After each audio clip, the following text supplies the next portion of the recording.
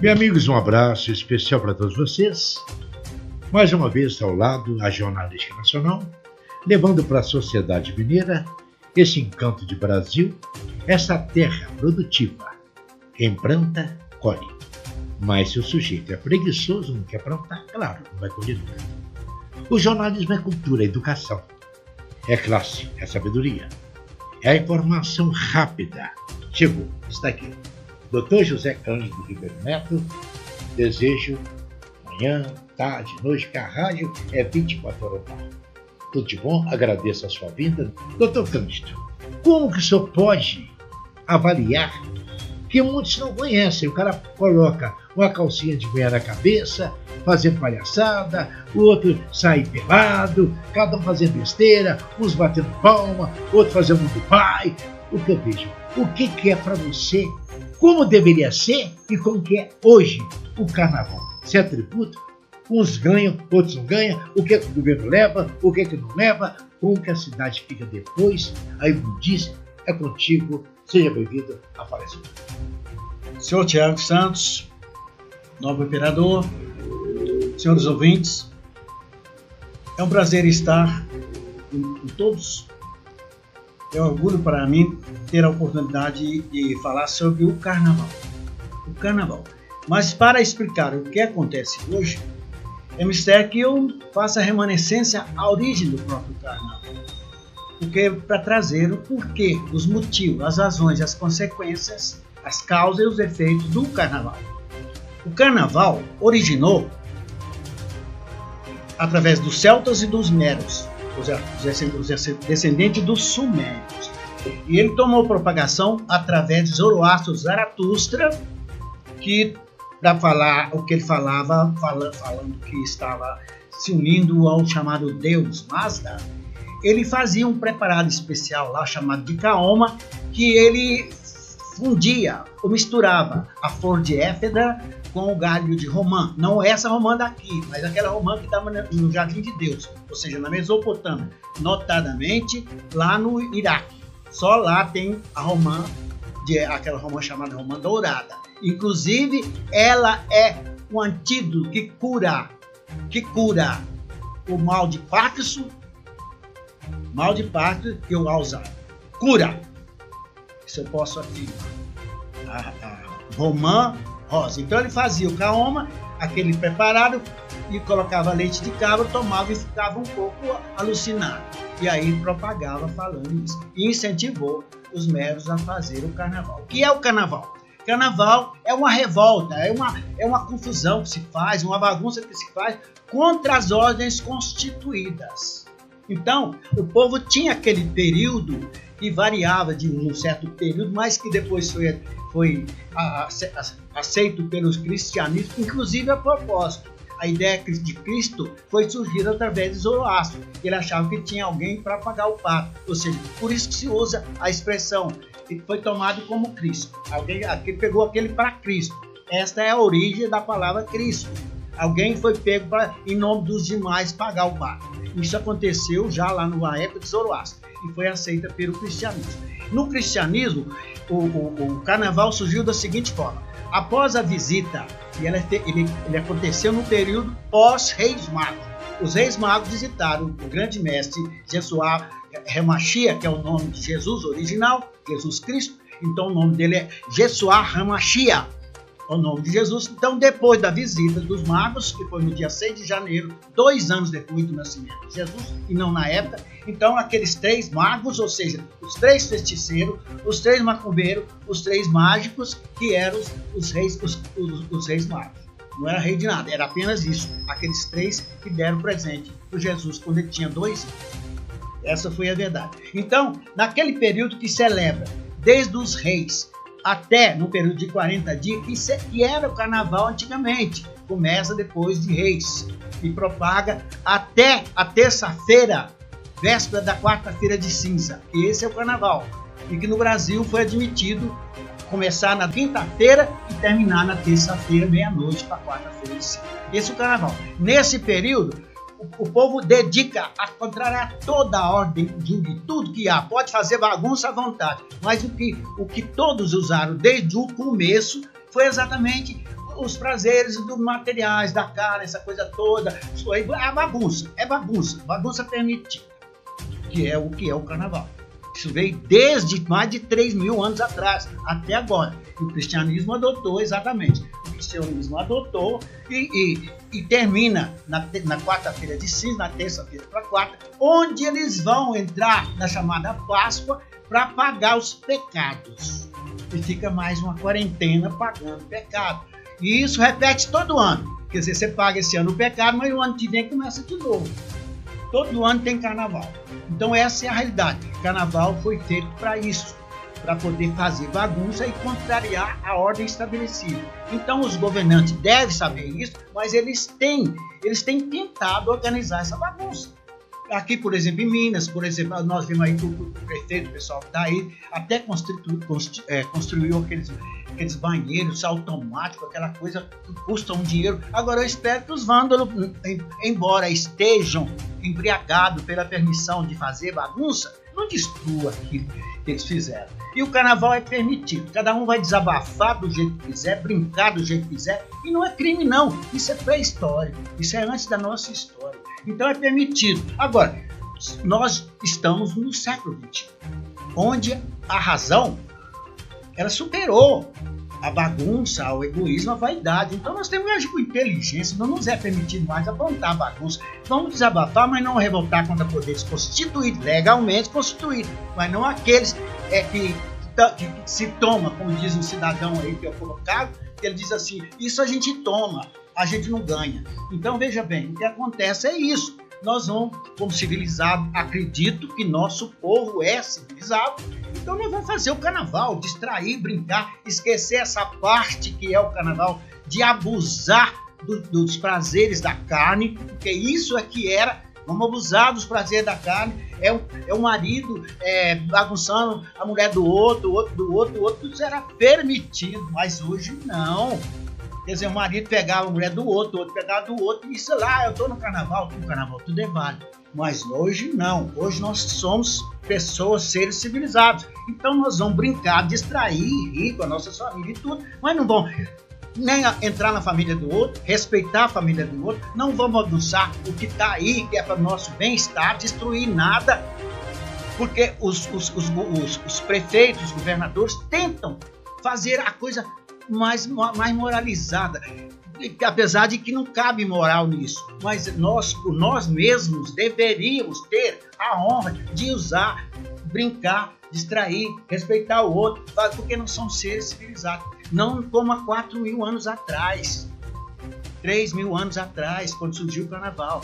Nós temos que fazer isso, é o que eu digo, isso é a origem do carnaval. Então quando terminar na quarta-feira de cinza, que vão entrar todo mundo naquele período de Páscoa. O que é período de Páscoa? É que vão comemorar a ressurreição de Jesus, de Yeshua ben Pandira, ou seja, Yeshua HaMashiach, que é o nome dele de batismo. Então, vão comemorar a ressurreição dele durante esses 40 dias, vão jejuar, penitenciar, para pagar os pecados. Pecados vão ser repetidos no ano seguinte, quando tiver carnaval. Então é uma coisa que é simultânea, como certos rituais que tem aí em certas fraternidades e religiões, que repetem incessantemente a mesmíssima coisa. Doutor, hoje o tributo, o cara vai, peca, engravida, rouba, maconha à vontade, ele grita, dá porrada, se esbarrar na mulher dele, mata, não ele mata, ele realmente vira uma pessoa perigosa. Aí vai para a igreja. Como é que você vê? Há benefício da igreja de tê-lo lá dentro? Não. Porque a sacolinha pede realmente ajuda. O comerciante fica até 1 hora da manhã vendendo cachaça também, está ganhando. O que o governo leva nisso? É tributos? Olha, tributo o governo sempre põe tributo. Sempre via tributo em cima de tudo. Não como Jesus falou naquela época, dar a César o que é de César. O que era para dar para o César? O tributo suficiente para ele administrar a cidade. Mas não esfolar o povo, como se faz atualmente. Não esfolar o povo o suficiente. E a marca do Estado não precisava ser essa monstruosidade que tem aí hoje, cheio de ministros, cheio de secretários, Não, administrar é uma coisa muito simples. dá função para cada um e cobra. Então, veja bem, é isso que a administração que Jesus aconselhou, dar a César o que é de César. O imposto, para que ele possa administrar a cidade, para não ficar aquela montoeira de cocô nas ruas, aquelas coisas todas, aquelas tentitinas. Era essa a finalidade do tributo, e não para enricar ninguém. Tanto que em certos países, atualmente, certos países, o servidor público, aqueles que são nomeados, que são eleitos, eles não cobram, eles não têm, eles têm a profissão deles lá, eles vivem dela. Existem países europeus que são assim. Não cobra para ser um deputado, para ser um vereador, não cobra, porque não toma o tempo dele. Ele vai lá uma vez por semana, quando muito. Então, para poder administrar, geralmente reúne à noite, que não atrapalha o serviço. É igual a reunião de condomínio, só vai uma vez. Então é assim que é administrado em certos países da Europa e também no Japão. Não gosto de citar não, mas vou citar. Entendeu? Então é desse jeito. Então os nossos governos, eles excedem. Eles tentam colocar, quando tentam colocar coisas organizadas para o povo, para tentar justificar, igual estão fazendo aqui em Belo Horizonte, está até organizando, as festas estão de parabéns por tentar isso. Mas agora espera que o povo também acolha isso como uma forma de distração e não de bagunça, como era antes. E se alguém vai para a cadeia ou é preso, a religião não pode. Aí, aliás, todo mundo sabe que religião ela tem um interesse comum, dinheiro. Todas as fraternidades, todas. Eu, inclusive, fiz dentro do meu livro, lá do livro que eu lancei aí, está tudo esclarecido sobre todas as religiões e doutrinas do mundo. Como elas funcionam, como elas foram criadas e quem as criou, com biografia de tudo. Então está bem esclarecido. Os governantes, alguns, tentam fazer a coisa certa. Esperamos que o povo receba e curta com dignidade. Doutor Cândido, nós temos devido prazo, devido de edição, aqui está o programa ao vivo. Oi, pessoal, tudo bem? Está ouvindo? Está gostando, hein? Bacana. Agora, eu quero fazer essa pergunta. O pecado, ele vai na igreja orar? Se ensina ou não? Deus aceita tirar o pecado dele? Ou Deus é uma gracinha, aceita? Ele que não merece que Deus ajude, não é você? Olha, em primeiro lugar, pecado não existe. Que é a quarta-feira. Não existe pecado. Não existe pecado. A pessoa tem causa e efeito. A pessoa faz bagunça e depois tenta consertar. O efeito é a bagunça. Agora, Deus não está nem aí. Deus criou o ser humano, não só nesse planeta, como nos 4 quatrilhões de galáxias que nós temos por aí afora, e com muitos sistemas solares e planetas. Ele criou os habitantes para serem felizes. Nós é que cuidamos disso. Essa avaliação de pecado não é pecado, isso é erro. E erro pode se consertar. E se não consertar esse erro, elimina o causador do erro, porque o mal se corta pela raiz. Doutor, que eu muito bem gostei. Agora vamos continuar. Apenas 1 minuto certinho, que você é muito culto. Você é culto. Por que joga a culpa em assalto, droga, tudo no carnaval, no Natal? Você acha que todo dia o vagabundo está solto, está cometendo? Por que o pessoal joga em cima? 1 minuto. Veja bem, o vagabundo, você disse bem aí, é porque é a índole deles, isso vem de geração, isso vem de pai para filho, isso é o DNA de um transfere para outro, porque ninguém se torna marginal automaticamente, não. Isso aí é pouca vergonha mesmo. Então, se a pessoa está agindo contra o patrimônio do outro, agindo contra as coisas, contra a honra, contra a dignidade, isso aí é erro individual. Tanto que a pena não transfere além do praticante. Então, é individual. Então, se aquele indivíduo está cometendo isso, seja assalto, seja roubo, seja traficante de droga, porque é coisa que só faz mal para a sociedade, e para ele próprio também, que coloca ele à margem da lei. E quem está à margem da lei tem que voltar a entrar na lei, nem que seja na base da vara. Tem que ser. A pessoa tem que andar, que a lei, o direito de cada um termina onde o outro começa. Se eu tenho direito de propriedade, respeita o meu direito de propriedade. Se eu tenho direito à vida, respeita o meu direito à vida, que eu respeito o seu. Então, esse negócio de perdoar, isso não existe, isso não vem de Deus. Porque Deus não é bom e nem ruim. Deus é construtor e destruidor. Deus é justo e perfeito. Bem, aí vocês sentiram? Dr. José Cândido Ribeiro Neto veio, como eu falei, levando para a sociedade cultura. É um programa sensacional. Vamos a um cafezinho, os comerciais, e voltaremos em seguida. Dr. José Carlos Ribeiro Neto. A pergunta é: o cidadão, ele vai, conversa com o fazendeiro cede para ele um pedaço da terra que possui, ele vai, começa a plantar, cria galinha, uma série de coisas. Depois que dá um certo tempo, ele arruma um advogado, entra com um documento de uso capião para ele, os vizinhos todos conhecendo, ai, bom dia, bom dia, bom dia, todo mundo sabendo que ele está mal. Não sabemos se é o que ele queria ou não, ou se chegou a pegar as pessoas de surpresa e, de um certo modo, envolvendo familiares, proprietários e judiciário. E aonde que está a culpa? Ele pega, vende para um, para outro, todos da vizinhança, lota, faz uma vida. Agora eu te pergunto, depois daquilo, o proprietário morreu. Não tem como, não tem contrato, mas para falar que deixou ele ficar e foi um bom acordo. A esposa do fazendeiro não aceita. O marido morreu, é que as terras de volta, que é dela. Sem olhar se tem escritura, às vezes não tem, se tem, às vezes não pagaram, tudo isso que você comentava. Agora eu te pergunto, ele vendeu coisas para pessoas conhecidas, pessoas de bom senso, pessoas honestas, aí vem o judiciário, a delegacia, por isso que o juiz manda para lá, o Ministério Público, para apurar. Vê que ele vendeu. Agora eu te pergunto, quem comprou? Tem culpa? Senhoras e senhores, boa tarde. Tiago, boa tarde. Aí há um aspecto que deve ser observado preliminarmente, porque o senhor disse que ele tem permissão do proprietário para estar lá. Poderia ser entendido como um comodato, mas não houve escrito, não houve nada e nem ninguém provou. Ele morreu e não provou nada.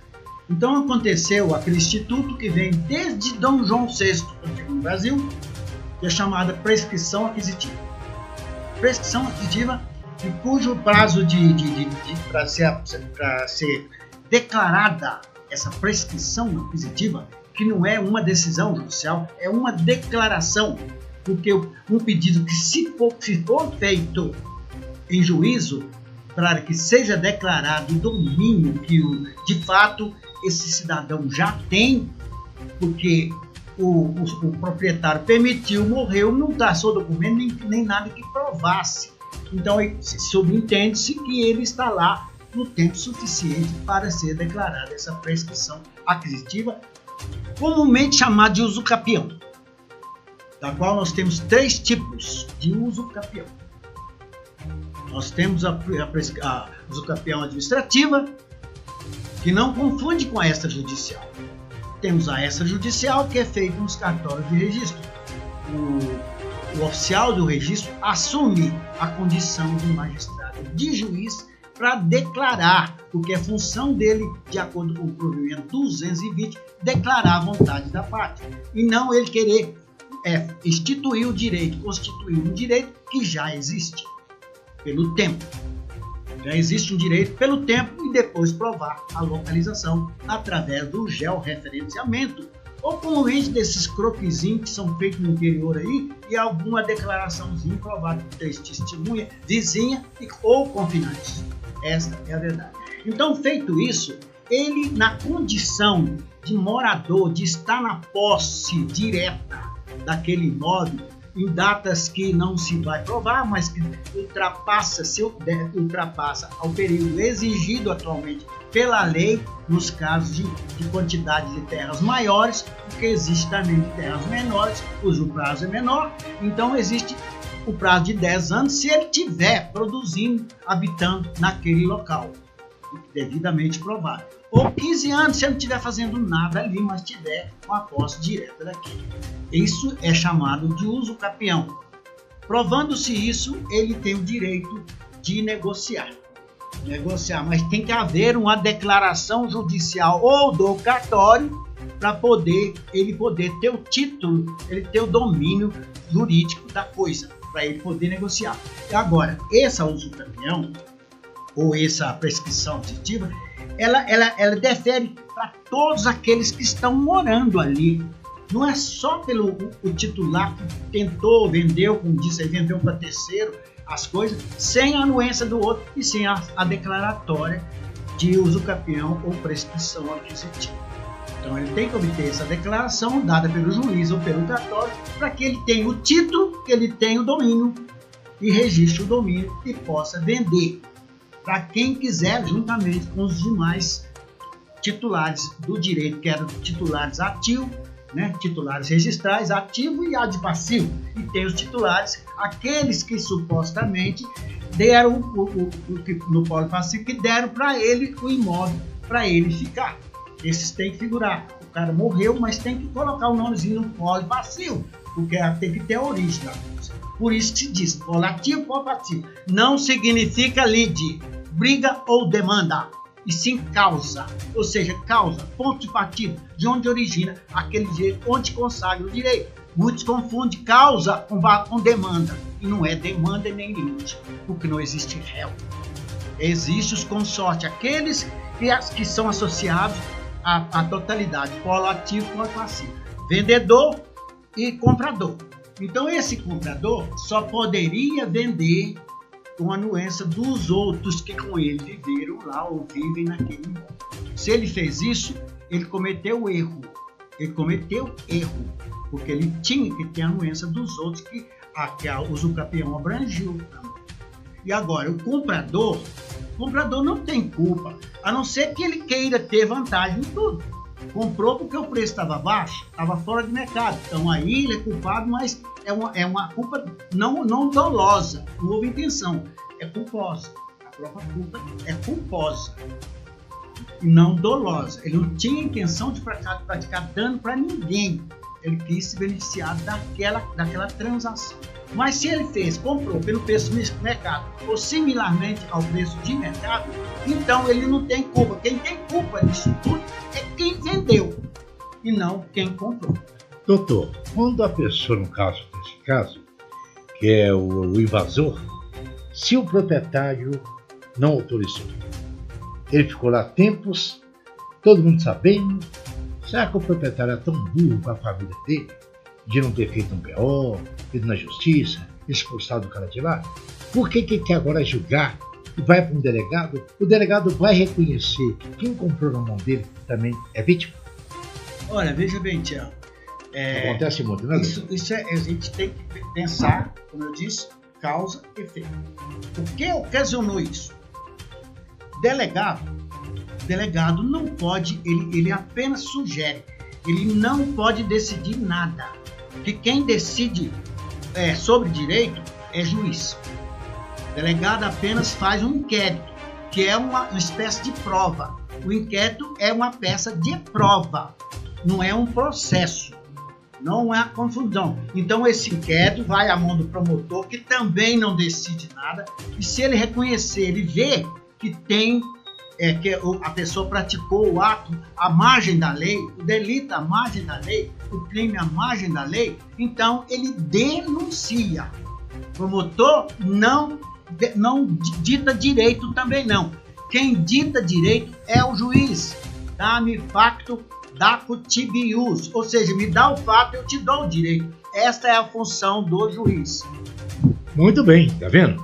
Estou gostando de ver agora, para fecharmos esse lado, que hoje aproveitar que o homem é cabeça, o homem é muito fruto do direitinho. Quem que deve devolver pode forçar um sujeito a devolver uma terra que ele comprou inocentemente, sem saber que ela foi invadida, e depois o invasor vende para ele. Como é que você vê isso, doutor? Isso dá cadeia? Tem prisão? Como é que você vê? Olha, isso é muito culto. Há os precedentes, o precedente do fato de que ele teria direito ao usucapião. Bom, ele e os demais. Agora, se vendeu direitinho, o comprador não é obrigado a devolver.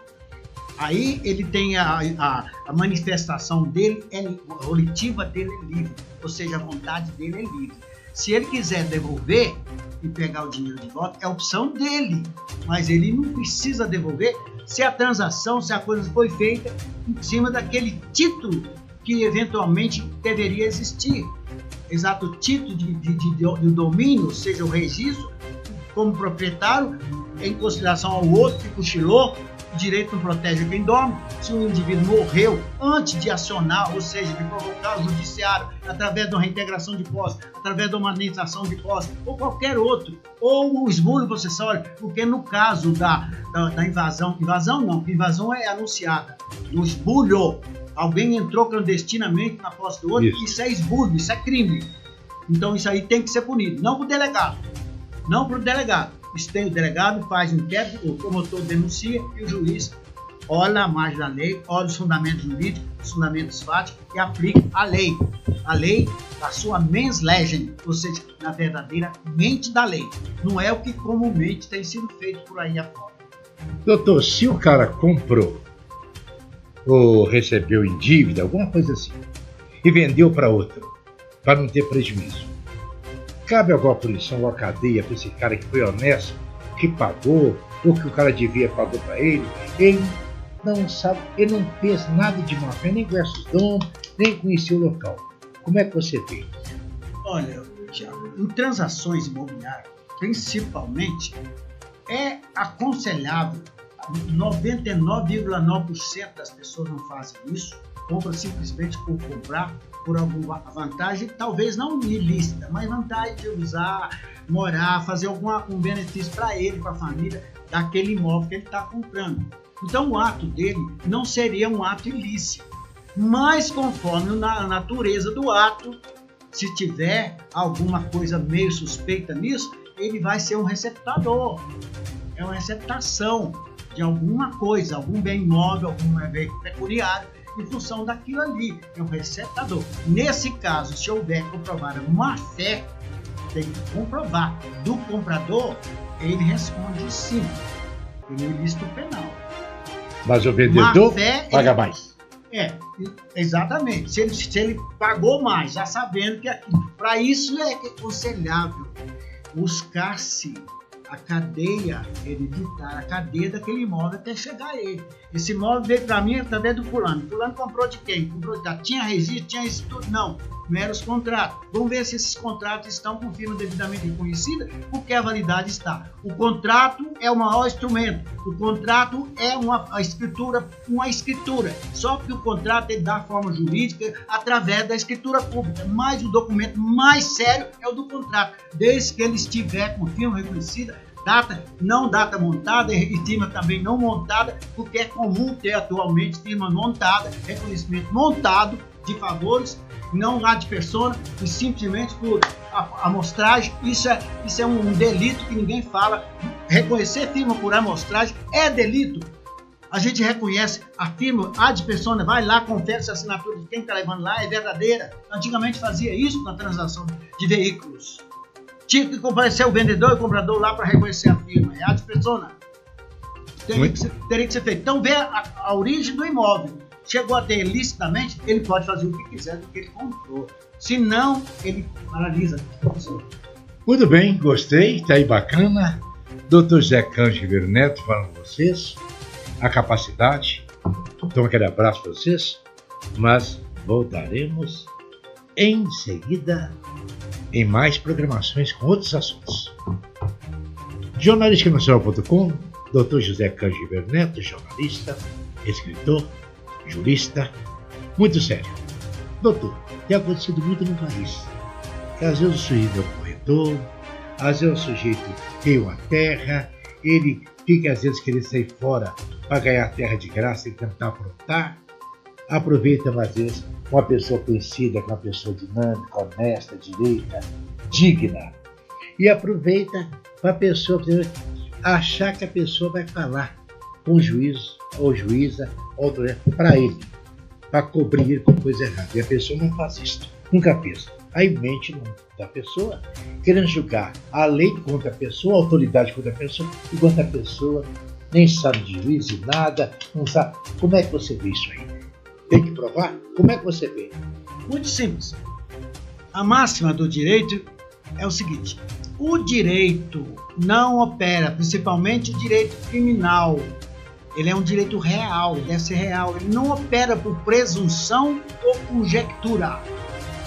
todo fato deve ser robustamente provado com provas reais.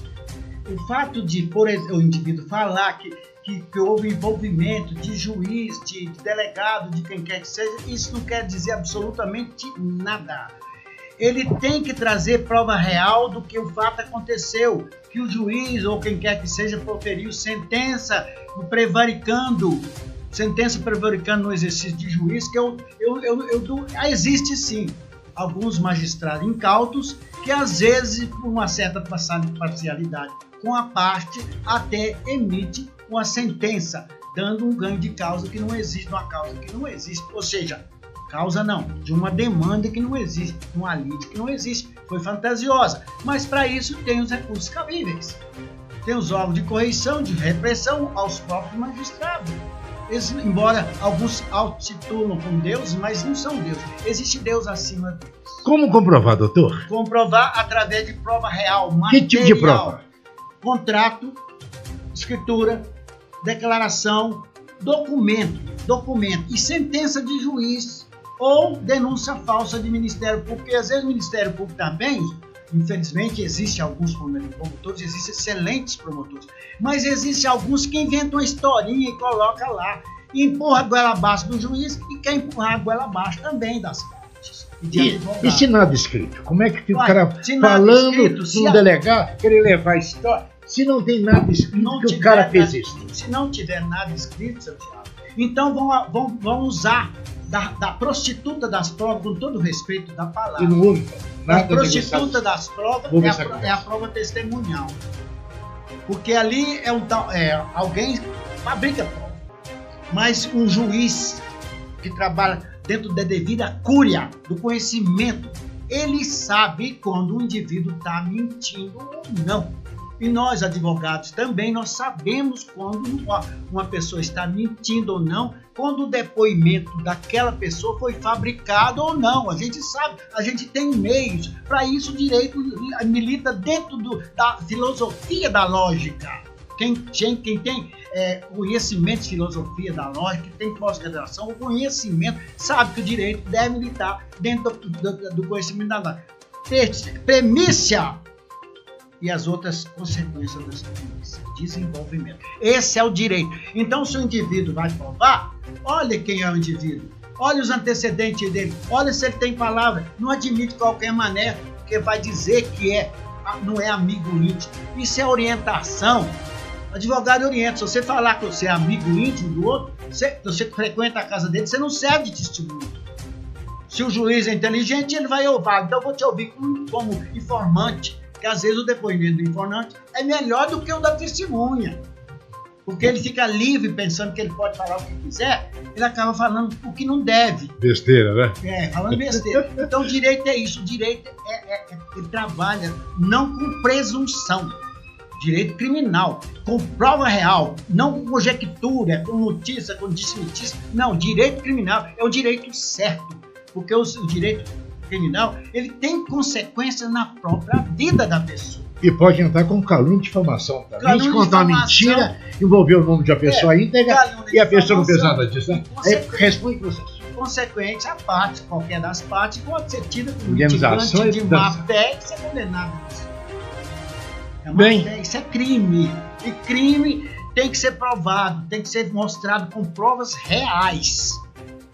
Pode prova real. Às vezes a prova real constituída legalmente, ela não pode ser irrefutável. Se tem amizade com o juiz, se não tem, amizade que foi, que roubo que estava, se tem testemunha, se tem documento, se tem interesse na causa para criar essa história, né? O juiz pode não ter interesse na causa. Entendi. Ele pode não ter, mas na maioria das vezes sempre acontece, né? Não, ele tem uma tendênciazinha para uma das partes. Isso tem.